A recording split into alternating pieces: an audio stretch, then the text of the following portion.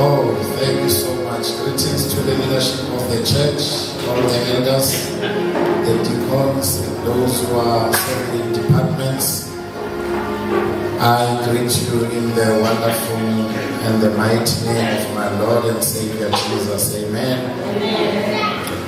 Oh, I'm so surprised that I still have some virtue left in me. Begizwa nje even nakuyi service ya Thursday ukuthi amandla wekho ngoba kumabala bail me out. He preached so mightily. Ake simshayele izandla.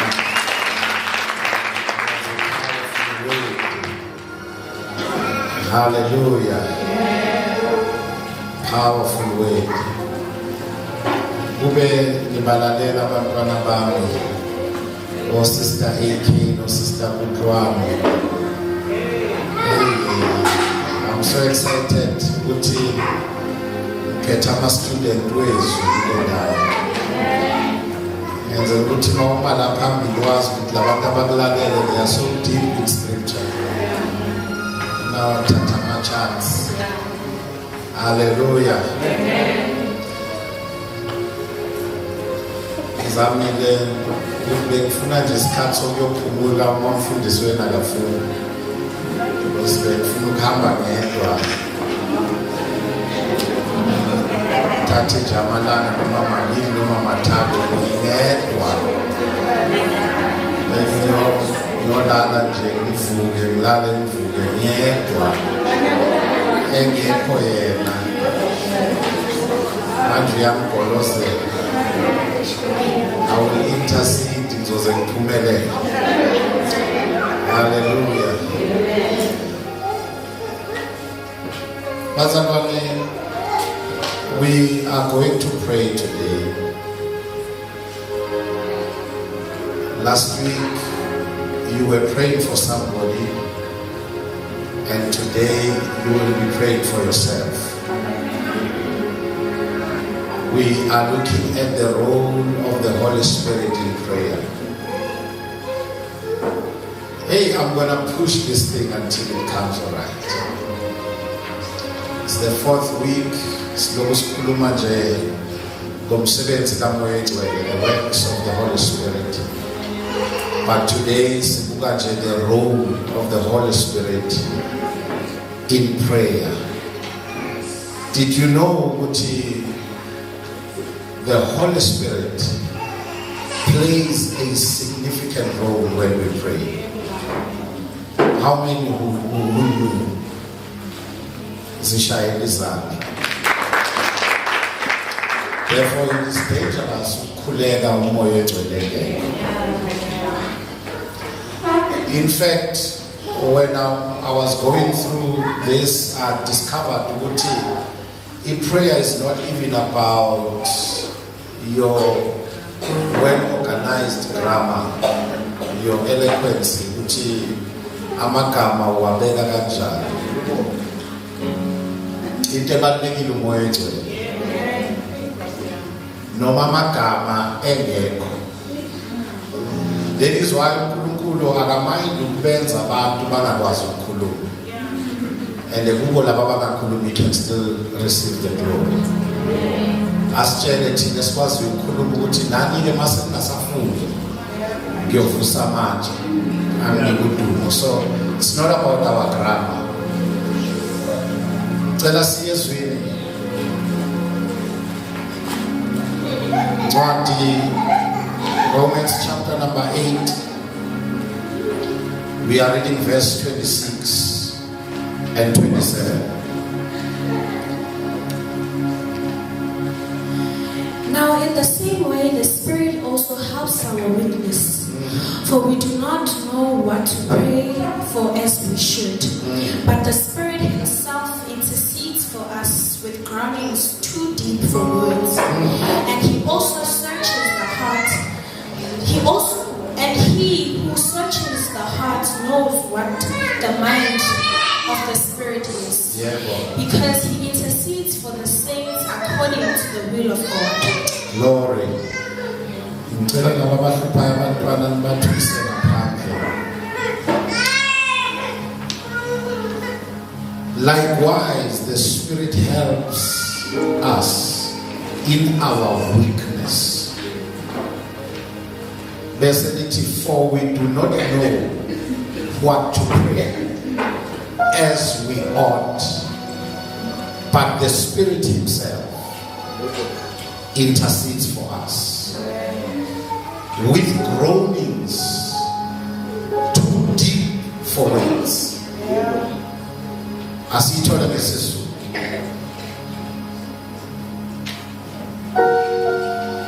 Ngokunjalo nomoya uyasisiza ebuthakathakeni bethu ngokuba asikwazi esifanele ukukucela.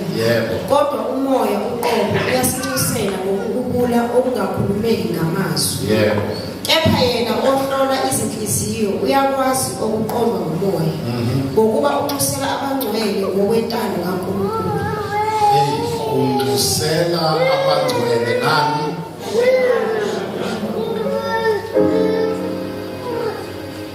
The interpreters of the Bible, they differ when it comes to the phrase that says groanings too deep for words.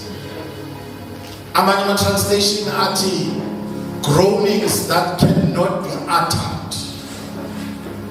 So our interpreters, they differ.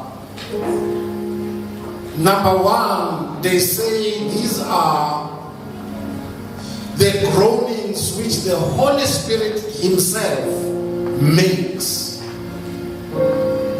In other words, we interpret the text, but these are not the groanings that we make, but these are the groanings which the Holy Spirit makes.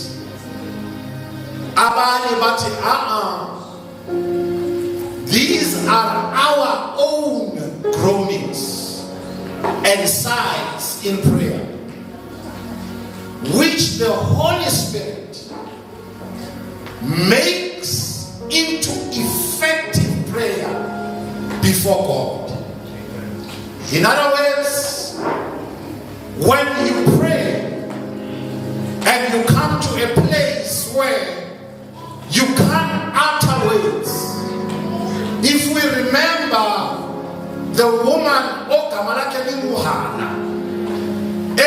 while she was in the temple praying for a child, there were no words coming out of her mouth, but her lips were moving to the point where the priest said she is drunk.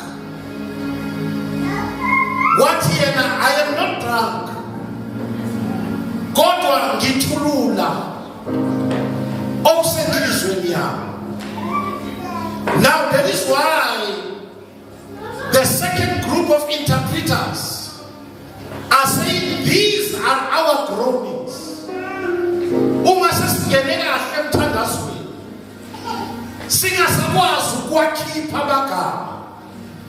Then the Holy Spirit Himself, He takes what we cannot utter and bring it to God and make it an effective prayer.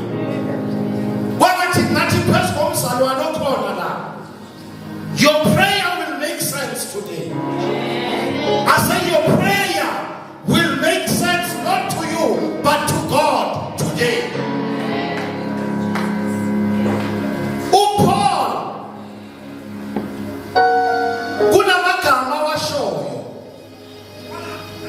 He starts by saying likewise, the Spirit helps us.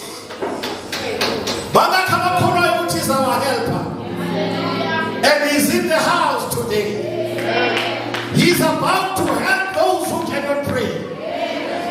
He's about to make your weak prayer to be effective.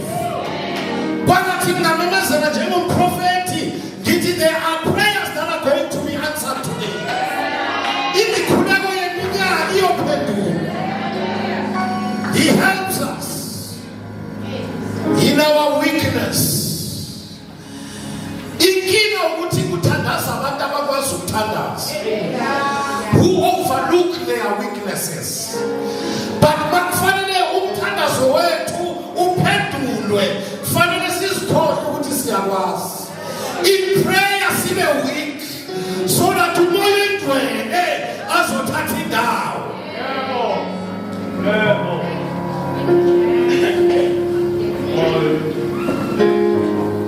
Inkinga ukuthi ithandaza abantu abagundi nabantu abagcwalisiwe. And I'm here to tell you, as long as you are still able, He will give you your space. But until you become weak, He comes and will help you in your weakness.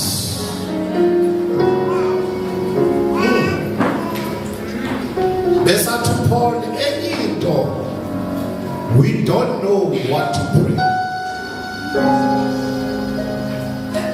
Any tesibulalayo ukuthi siyazi ukuthi sizithandazela. That is why most of the time asinginvolve ngoyedwa ngoba siyazi.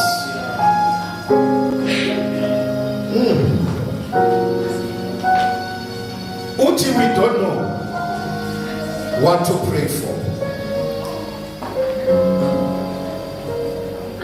If you remember, omunye wesifazane in the book of Matthew chapter 20 verse 22, kulabo abathatha amanotes. Alimusho iBhayibheli igama lithi nje, she's the mother of the sons of Zebedee.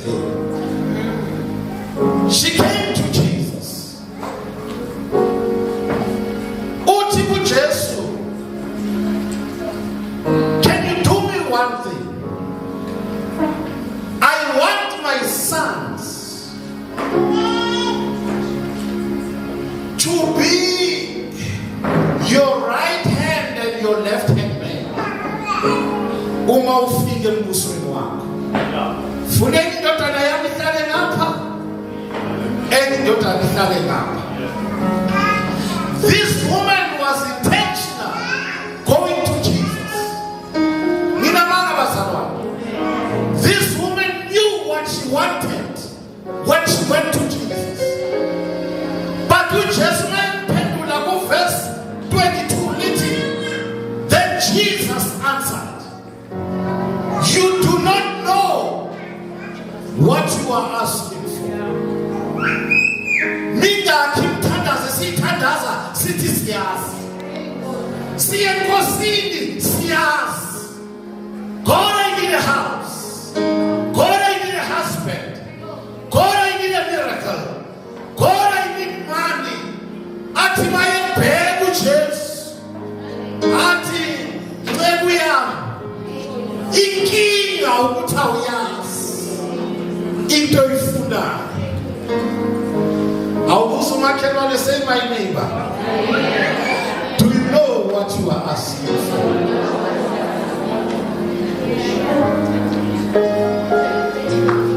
Hey, Uti, you don't know what you are asking for. Manindeta, uyabuza uthi, are they able to drink the cup that I am to drink?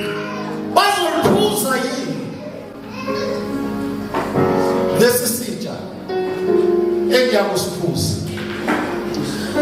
Manindeta uJesu ngoba he knows everything uthi yavele bazosiphuza. But it is not my decision ukuthi ubani uhlalaphi ubani uhlalaphi. Baba mina decide. I'm here to talk about the role of the Holy Spirit versus Yatanas. Are you ready to pray? Yes. Are you ready to pray? Yes.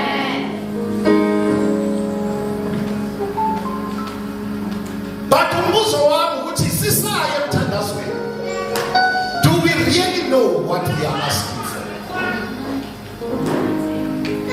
Some of the things sicela into enhle, but with the wrong motives. Hayi sanibonani bazalwane.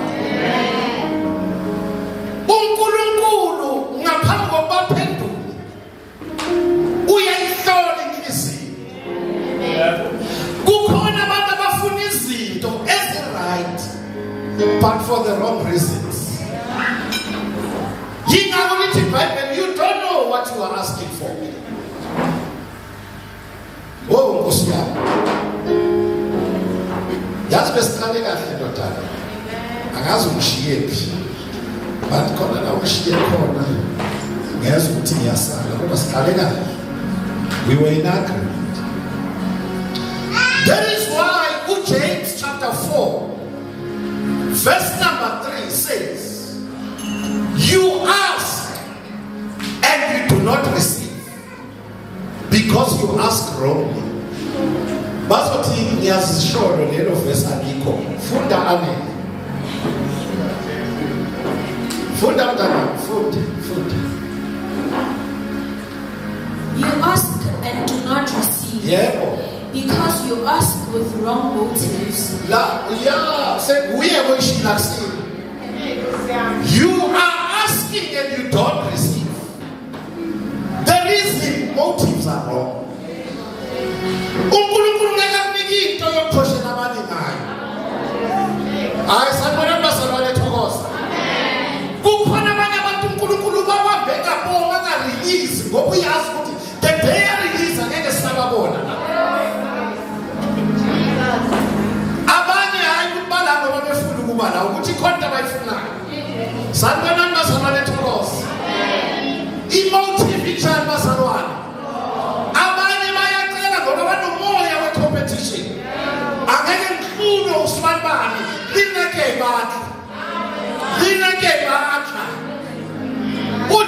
James, you don't receive because you wrong motives. You know, khona abanye abantu la ngaba amamillionaire manje kodwa ngenxa yokuthi the day baba amamillionaire kuyomele siproduce amabhasi emagedini abo. Ubathi hayi umfundisi konje ngazana nomfundisi. Uthi hayi ushabalala ukhumbula thokoza athi into le. That is why uNkulunkulu abanye abantu izinto wenzela bazalwane. Sibabili. Kodwa namhlanje ngizocela abantu be-right motive. Bake bamcela uThixo bathi awukumlinge Jesu. Awukumlinge ubone ukuthi Nkosi awukumlinge simakazi, awukumlinge. Awukumlinge ubone ukuthi umbuso wakho angeke u-advance na. Mina ngazi abantu ababecala bakhale bakhulekelwe babusiseke babe laba ubufakazi babeqeda babaleke ngaphili babona. Kodwa sikhathali silokhu sinxuse njalo uThixo benze incebo ngoba ngaphandle kwakho ngeke balunge. Awukubheka umakhelwane wakho ubheka anjani ama-motives akhe mawumsefa nje esimeni sokuthandaza anjani ama-motives akhe ngoba khona abanye abantu abazothi babebusiseka asiseyili iklasi labo suddenly sebane-class angani abanyakizwa basa all of a sudden sebane-group abahamba nayo thine sasinaba sakhwani sanibonani bazalwane abagcwele.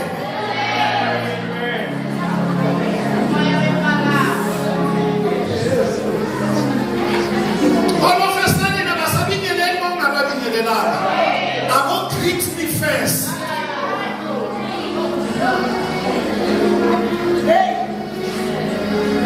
All of a sudden ngokomthemba abasakhuzeki bakuxelela futhi ngihamba ngoba ngisengayitholi into ayifunayo. Yingakho-ke uJames athi you ask and you don't receive. Isizathu your motives are wrong. Awuthi makhelwane lungisa ijongo. Say fix your motives. Fix your motives. Thina sazi abantu ababehlabelela ingoma bathi injongo yami ukumkhonza uJesu. Bathi ngakho konke kwami ababusise ngemoto sekhona engabelanga bagibela. Mina ngisathokoza ngiyasho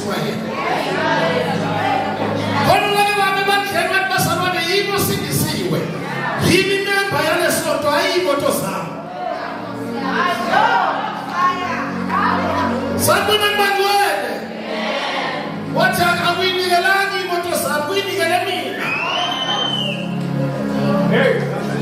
Yaba incane 6 months sahamba 1 ngambona sehamba ngenturuturu yeMazda ngathi nabo abantu abanga-understand ukuthi konke sinako kungumusa. Kufanele sifane noma makahana othi mawukunika kona ngiyokuyisela kuwe futhi. Ibandla lisokola kanjani kusisiwe? The day kusisa sekunokwakho. Kanti mawucela bowucelela ikingdom. Bona abantu kufuneka baba ama-kingdom financiers la. Bekufanele ngabasenzi nomshayelwane ukuthi siyafundraisa. Abantu abazothi ukufundisa i-keyboard ngiyayithenga. Nanga noma ngizokwa but inkinga ukuthi basazinake bona. Be myself now. It's my neighbor. Fix your motives. Abanye abantu abanikeli ingavulwa ifesi. Yabona the day ama-motivator right asidinga kumotivatwa.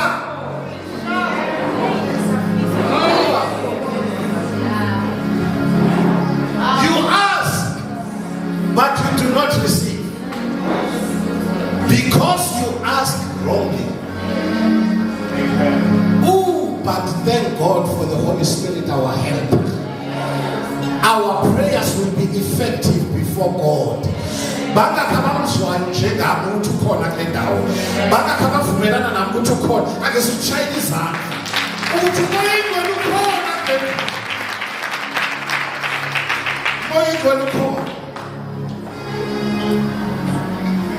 Uthi Paul he helps us in our weakness.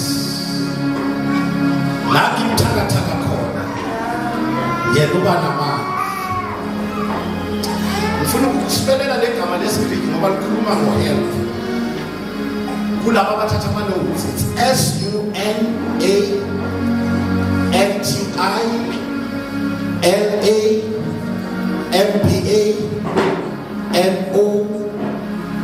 SUNANTILAMBANOMAI. Igama elisetshenziswe ku-helps us. Sunantilambanomai. Sunantilambanomai. He helps us.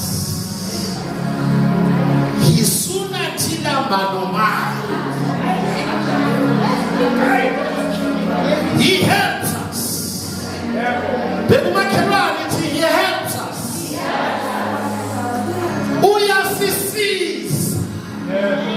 Yebo moyedwa ngiyabuza khona kule. Yile gama elisetshenziswe encwadini kaLuka chapter number 10 verse number 40. Siyasazi sonke lesitory ukuthi uJesu wavakashela indlu yamantombazana wamantombazana. Umartha noMary yamantombazana. Akanona yakizo bazalwane. Uyesu akasibazo besitshela intombazana eyayiphithizela. Eyenzenjani ifene yawe zikaJesu. Uma lo yedwa eyakuJesu eyacomplaina wasebenzisa legama ukuthi hayibo naku umsebenza kodwa lona dololo suna lo mlantalo mambando baya sunantilambanomai ayikho isunantilambanomai kulo wesifazane akakuncedi ngalutho kusiphelele lona lithi legama this is a joint help.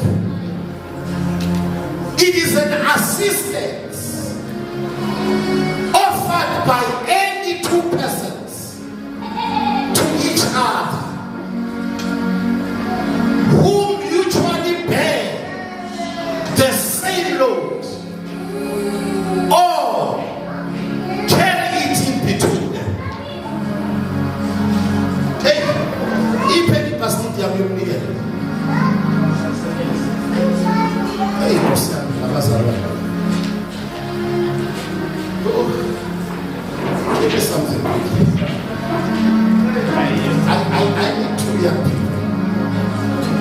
I need 2 young people.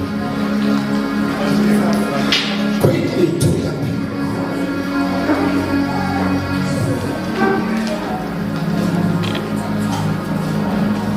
The ritual of the anyone here.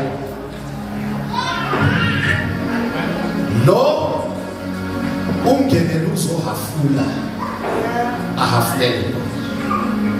Bobabili bathwele into elinganayo.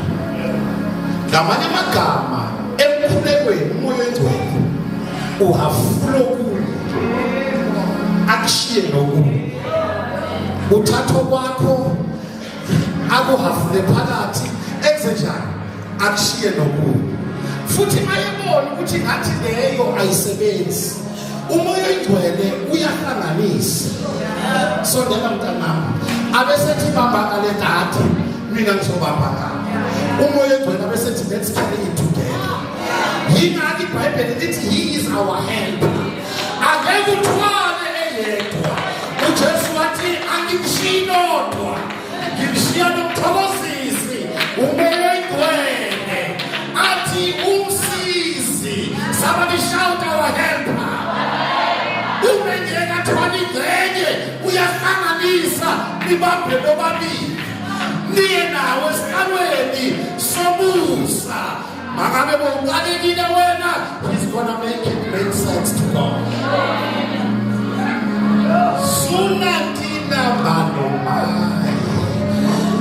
Kwakathi ngamemezela ukuthi siyasizwa namhlanje. Kwakathi ngathi ukhona umncedi kule ndawo. Kwakathi ngathi ukhona umsizi wabantu kule ndawo. Yabazalwane inkinga yethu sicabanga ukuthi when we travail in prayer we are alone. Kanti ngizokutshela ukuthi when you travail in prayer our helper comes. Azoba into eksidayo angenekele kathwane. Somebody shout our helper. And I'm here to declare he's in this place. Call umsizi wabantu. Awubuzo makhelwane wayithwalela yini inkinga yakho. Inkinga yabazalwane bacabanga ukuthi when they are fasting they are keeping the load alone. Kanti abazi ukuthi when we are fasting uyangena. Yingakho noma singazila amalanga asiwi ngoba lasiba buthakathako uyasibamba. He's our help. Sunantila baloma. Siyasizwa bela mntana. Bashayeleni izandla. Into ekhalelwa yilo omunye wesifazane. Wani manje lo bekompleni? Mata olumeni. Mata lo. Ubekhalela ukuthi he's doing everything alone. Lo munye uhleli nawo. Ngiyakizwa ukuthi akamsizi. Wenze njani? So challenge provoke the spirit until he arose and come to help you. Why if you look about when suddenly umsizi. Angamele nizwa masala. Bakhona abazalwane abasindisiwe kule ndawo. He is our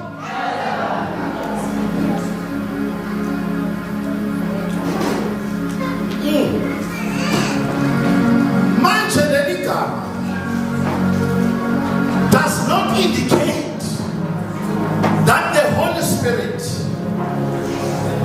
prays instead of us, but it says the Holy Spirit take part with us. Mastandas na yeye. That's the key. As was some of the things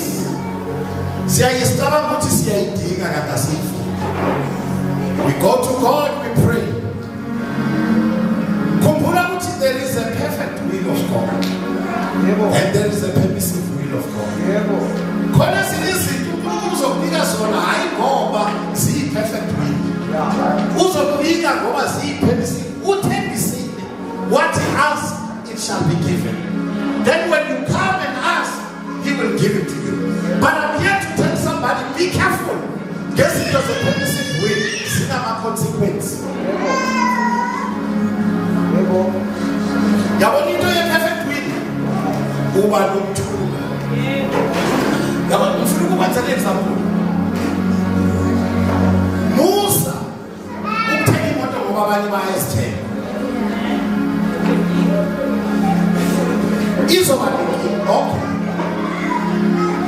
Besides that, noma kungasi issue izofa njalo. Ngoba akusiya ukhalela into engasiyo because uNkulunkulu uthe konke sicelayo sicela into yakho yenta. Uthi if you pray according to my will. Yingakho Jesu athi let this cup pass. Yet your will and not my will. Yonke into ikhulekelayo funa intando yakho. Ingakho hlabelela kahle ezintweni zonke. Buza ini inkinga yazi mama yazi wangathi ngale mfake lesikolo la. Abanye abayitholi umsebenzi bayafasta yabona njengoba siye kuthanda bangena ku 21 days bayafasta baphuma amafika kuze kusathokeka. Bakhulekelani imisebenzi yet akusintando kaNkulunkulu bathola imisebenzi. Intando kaNkulunkulu ba create imisebenzi. But bona abayazi lapho. Funana nejob. kaNkulunkulu ufuna create job. Job usafunana nejob kunatheni yabantu engeke iqashwe ilindewe. Ukuthi uvule umsebenzi bese nabo baba ne-breakthrough. Sanibona bazalwane. So umoya does not take over and pray for us, but he prays with us. Yingakho Emmanuel, God with us. Baka kabakhuluma ukuthi Nkosi nathi. Verse 23 what is just telling us? Until we ourselves we grow.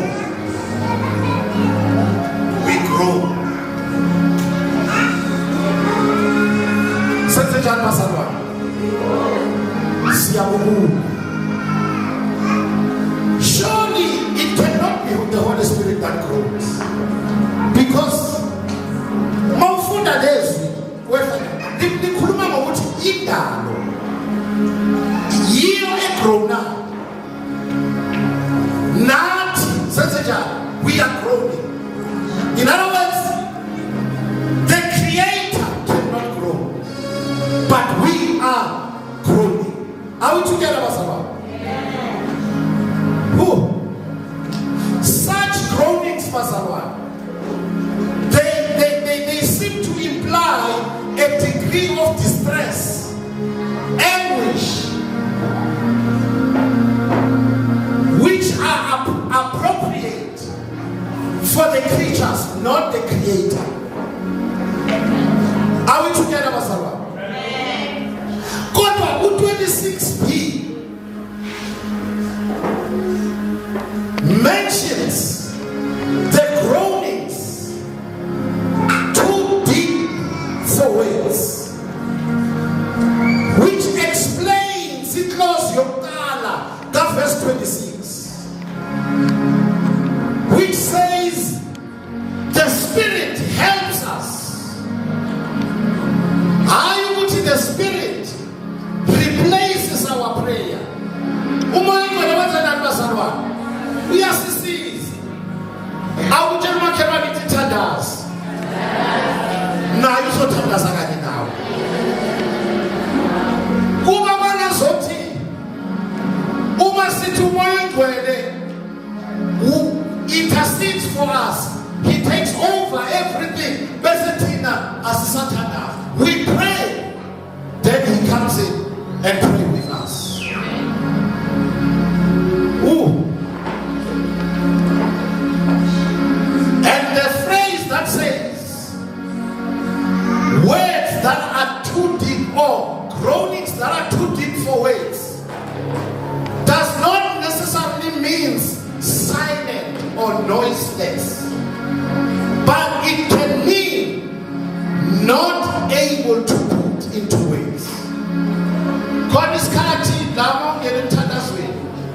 ungazi ukuthi uzothini. Bakakhe abantu abanjalo. Mina ngishayela izandla wena unawo wonke amagama ngaze ubhalele novel yomthandazo. Khona isikhathi mawungena emthandazweni uzwe ukuthi you don't have words. Yileso sikhathi umoya oyigcwele engenelela khona. Say my neighbor. Your prayer will make sense.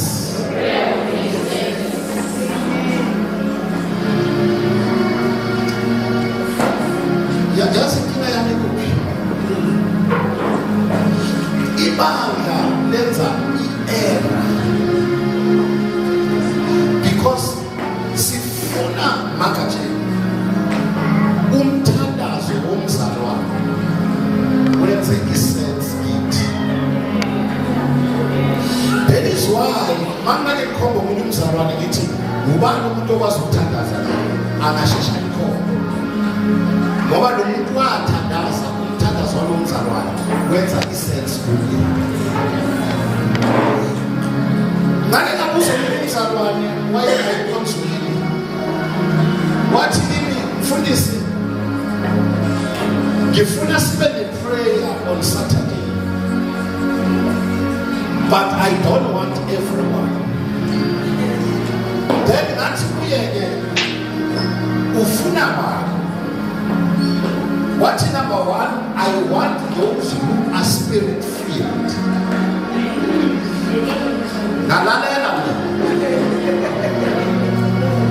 What number two?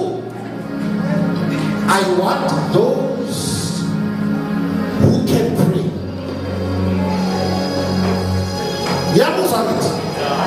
One, spirit filled. Two, who can pray. Three, abakhulu bemoya. Mina njengomfundisi, I took my time. That's number one. Umazi kanjani umuntu okhulile. Wathi mfundisi mbona ngokuthi akhulume ngamathanzi. Ngiyabona ukuthi kune-error. Speaking in tongues has nothing to do with spiritual growth, because it is a gift of the Spirit. You see, Paul has nothing to do with nokukhula kwakho. Sanibonani Thokoza.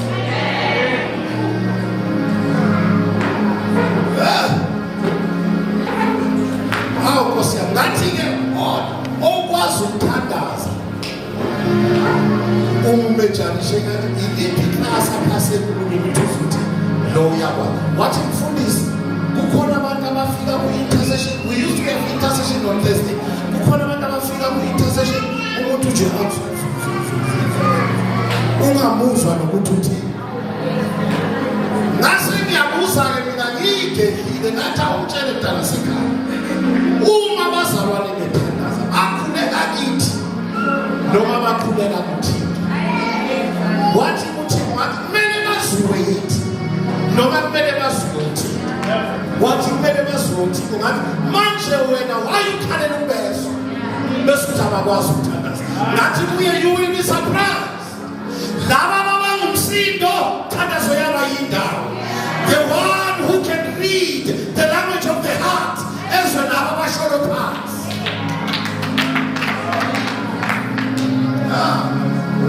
Ngase ngimtshela-ke ngathi lalela-ke mntana sekhaya ngizokutshela into eyodwa.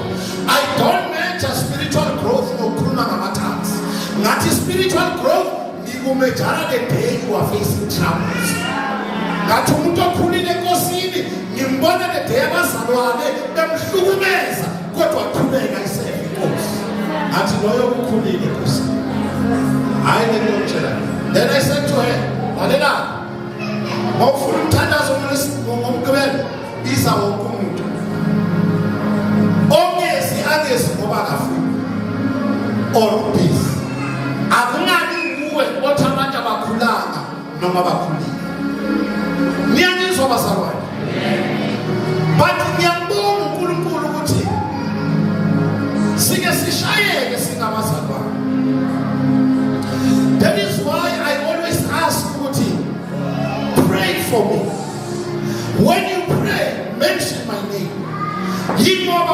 bazalwane kukhona isikhathi la nami ngingakwazi ukusithandaza. I depend on you.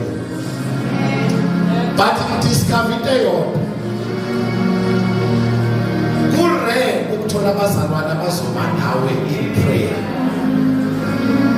Abazalwane bakasho kamnandi mabale bathi hayi we are standing with you.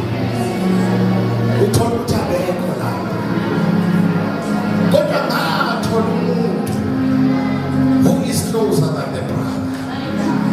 His name is the Holy Spirit. Engithuma ngihlule ukuthandaza. Kukhona isikhathi bazalwane la ngihlule ngizwe ukuthi ngiyashaye mangifika kuphela ngidonsa isitulo ngihlale. Kube ngathi ngikhuluma nomuntu ngithi you know I'm not okay. Khona izinto engakwazi ukusenzela zona. And I depend on you. Abe siyangenelela umoya wethu. Njoba ngimuzwa nje ukuthi uzongenelela kule ndawo. Ngiyamuzwa. Kukhona umthandazo ezophi.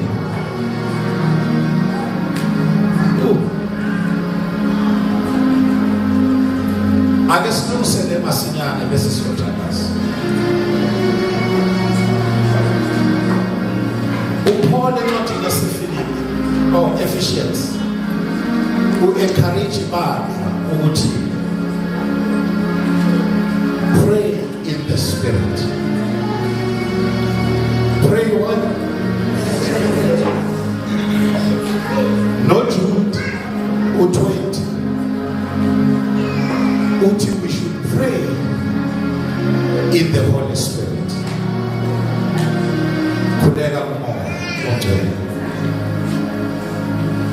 Many a times I limited praying in the spirit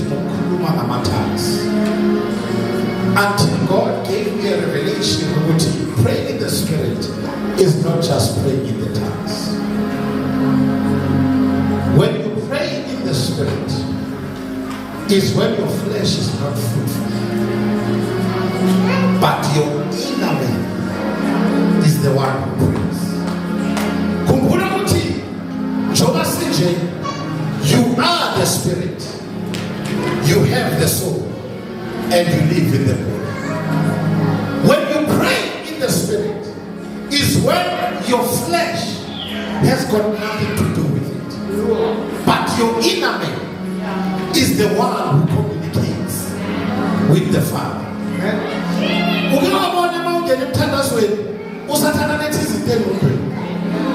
Uyathandaza ngapho kaba umfundisi ohluphayo ngapho. Uyathandaza ngapho kaba nabantwana abangenza homework. That is the devil operating and distracting your prayer. So Paul not Jude advise ukuthi switch off everything that has to do with the flesh and allow your inner man to pray.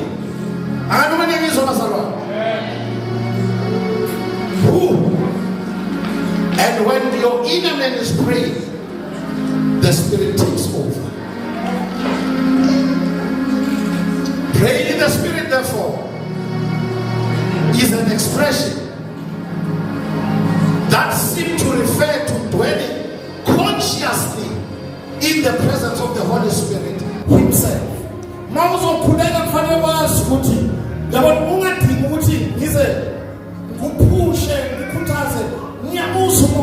When you are praying in the spirit, he is in this place. Amen. Your focus must be quick presence.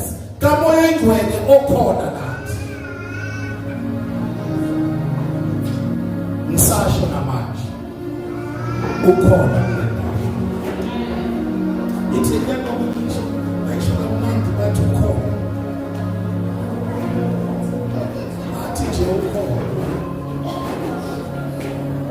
think the spirit of praise or something. Call. Bana kama kola yutu call. Ikina sihamba kama feelings, sifuna ma goosebumps. But I'm here to tell you to call.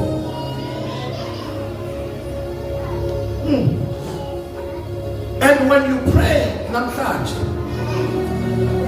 have an awareness of God's Spirit surrounding us. Umoya ongcwele ukhona kule ndawo. Mina ngiyazi ukuthi ukhona. He is right here with us. Can I get 2 people who will acknowledge him? Give him shine his hand. Just a few people. Abathi nje moya ongcwele wamukelekile in our midst. Wamukelekile in our midst. Can we just stand on our feet? Just a big standing ovation. Sithi moya ongcwele ukhona kule ndawo. Siyabuzwa. Ngikhuluma nge-standing ovation. I was expecting some clapping. Sithi nje moya ongcwele ukhona. Yes,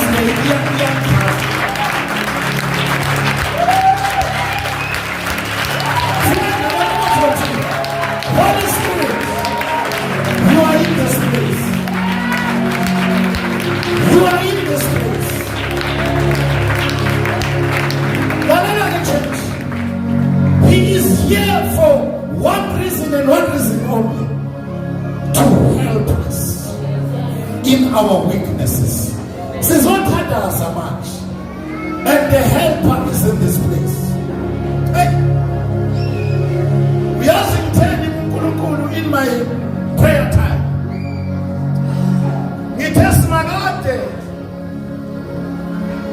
I am putting my head on the block on your behalf. I'm going to tell this church that every prayer that is going to be rendered today, you will answer. Ngathi ke uNkulunkulu uma ungasaphendulanga bayothi umqambi ma kanti wena futhi awuhambi na. Uyazuthela uNkulunkulu kimi as a sign yokuthi ngihamba nawe. Kukhona umzalwane owakhuleka iminyaka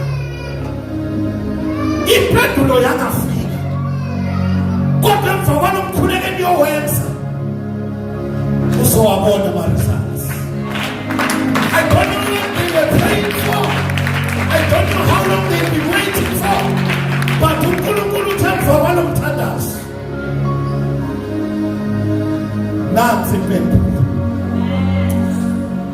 Somebody receive it. Nansi impendulo.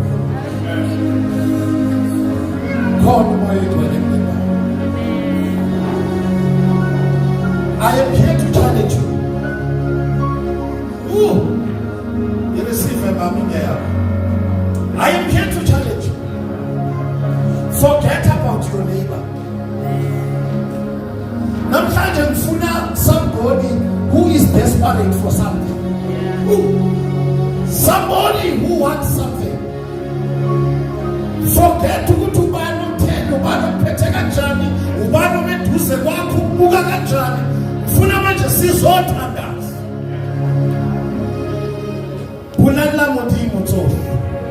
Want us to pray because the helper is in this place. There shall be no prayer that will go unanswered. No matter how poor, He's gonna make your prayer to make sense. Oh, Moshe.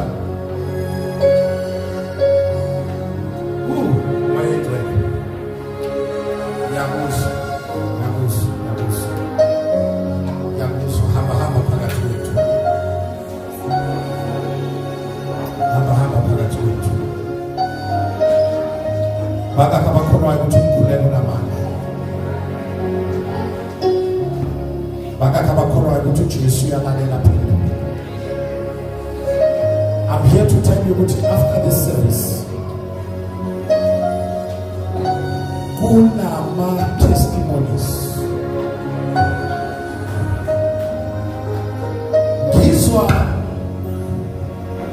emva kwale nkonzo kune-phone call ezogenela umngane wamzalwane iyoshintsha impilo yakhe. I don't know ukuthi yini ebuyaphi, but there is a phone call that is coming eyoshintsha impilo yomzalwane. Are we ready to pray? Are we ready to pray? Let me tell you, nomuntu omeduze kwakhe nathi akazimisela ngokuthandaza kucela ushifte uzobambezela impendulo zakho. Shifta nje eduze kwakhe. I need few people who are ready to pray. Just move away from that person. Sesiyathandaza manje. Ngicela ulethe konke okudingayo kusimakade. Can we open our mouths and pray? Baba, egameni likaJesu, siyabonga kwele ezigwele sibandla lakho uNkulunkulu namandla wonke. Baba wethu namandla wonke, you are faithful.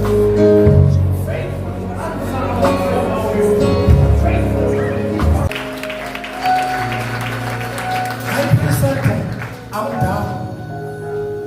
But Nankulu ngicela noma ninesikhathi nalabazalwane ngaphandle nenza iSunday thing. Nibatshela abazalwane ukuthi makhetha ukuthemba uJesu, yima kuJesu.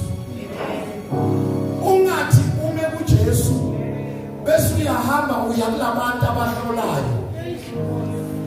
U-expect ukuthi you will have breakthroughs. Mase kuyenzeki bese usola uJesu wami.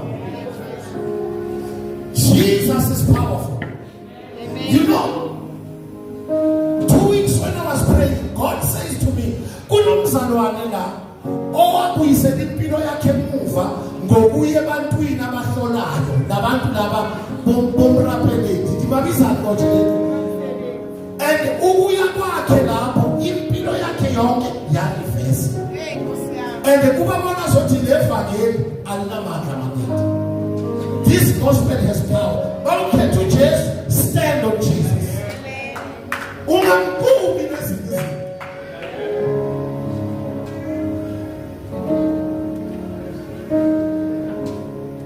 Nalo nje ngifuna ukuncela kuko. Mbele makhelwane ithi maki. Only Jesus.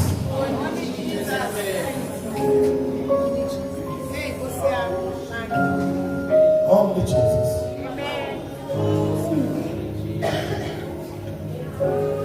And there's no one money impilo engekho as bad. Wahamba wayohlola bayibuya zaphetha zonke izinto zonke. Mbeke futhi market mining. Only Jesus. Did I help somebody today?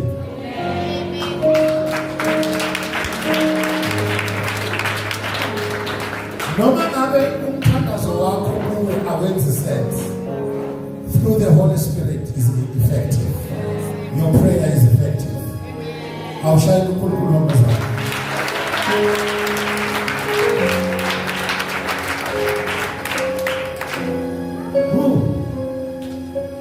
I just want to say thank you for your time. May this house be a house of prayer.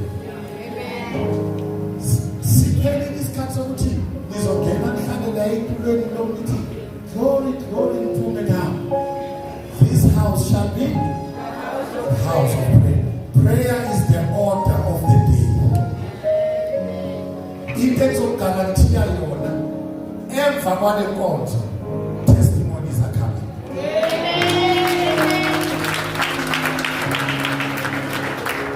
Ngifuna umuntu we-phone call. Ngifuna ukuthandaza mara ngiyayizwa le-phone call. Iyarina and it will change somebody's life. I receive it.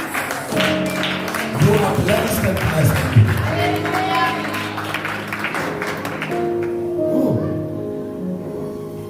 Oh, siyabonga manje.